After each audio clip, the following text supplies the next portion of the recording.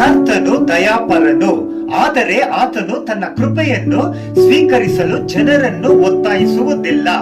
1829 ವರ್ಷದಲ್ಲಿ George Wilson ಎಂಬ ವ್ಯಕ್ತಿಗೆ ದರೋಡೆ ಮತ್ತು ಕೊಲೆ ಮಾಡಿದಕ್ಕಾಗಿ ಯುನೈಟೆಡ್ ಸ್ಟೇಟ್ಸ್ ಆಫ್ ಅಮೆರಿಕದ ನ್ಯಾಯಾಲಯವು ಮರಣ ಶಿಕ್ಷೆ ನೀಡಿತು.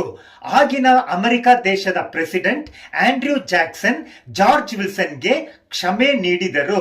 ಆದರೆ ಅವನು ಕ್ಷಮೆಯನ್ನು ಸ್ವೀಕರಿಸದೆ ಹೋದರೆ ಕ್ಷಮೆಯು ರದ್ದುಗೊಳಿಸಲಾಗುವುದು.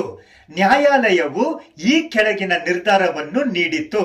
ಕ್ಷಮೆಯು ಒಂದು ಕಾಗದವಾಗಿದ್ದು ಅದನ್ನು ಸ್ವೀಕರಿಸುವುದರ ಮೇಲೆ ಅವಲಂಬಿತವಾಗಿರುತ್ತದೆ. ನಿರಾಕರಿಸಿದರೆ ಅದು ಕ್ಷಮೆ ಅಲ್ಲ. ಆಗ ಜಾರ್ಜ್ ವಿಲ್ಸನ್ ಅನ್ನು ಗಲ್ಲಿಗೇರಿಸಬೇಕು.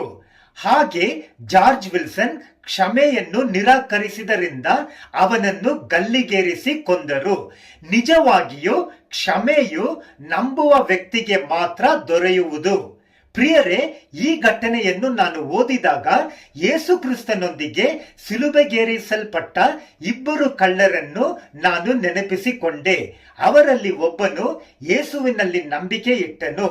ಆತನನ್ನು ಸ್ವೀಕರಿಸಿ ಮತ್ತು ಆತನ ರಾಜ್ಯದಲ್ಲಿ ಸೇರಲು ಅವನ ಬಯಕೆಯನ್ನು ಬಹಿರಂಗಪಡಿಸಿ ಯೇಸುವಿನಲ್ಲಿ ಪ್ರಾರ್ಥಿಸಿದನು. ಯೇಸು ಅವನನ್ನು ಕ್ಷಮಿಸಿ ತನ್ನ ರಾಜ್ಯದಲ್ಲಿ ಸೇರಿಸಿದನು.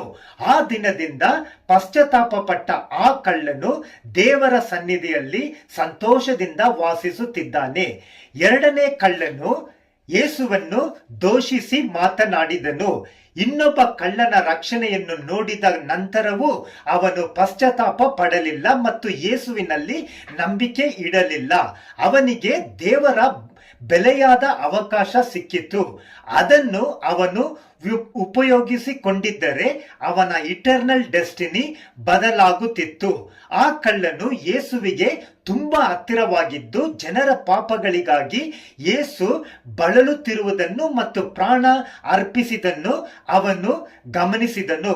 ಆದರೂ ಅವನು ನೀಡಿದ ಅವಕಾಶವನ್ನು ಉಪಯೋಗಿಸಿಕೊಂಡಿಲ್ಲ.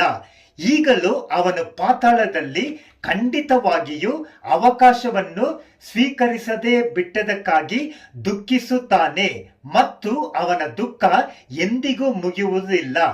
ಅವನು ಶಿಲುಬೆಯಲ್ಲಿ ಇದ್ದಾಗ ಯೇಸು ಅವನನ್ನು ರಕ್ಷಣೆ ಪಡೆಯಲು ಒತ್ತಾಯಿಸಲಿಲ್ಲ ಮತ್ತು ಬೇಡಿಕೊಳ್ಳಲಿಲ್ಲ. ಲೂಕ 23:39-43. ಪ್ರಿಯರೇ, ಕರ್ತನ ನಾಮಕ್ಕೆ ಸ್ತೋತ್ರವಾಗಲಿ. ಆತನು ಮುಂದೆಯೂ ನಮ್ಮನ್ನು ನಡೆಸಲು ಶಕ್ತನಾಗಿದ್ದಾನೆ. ಆಮೆನ್.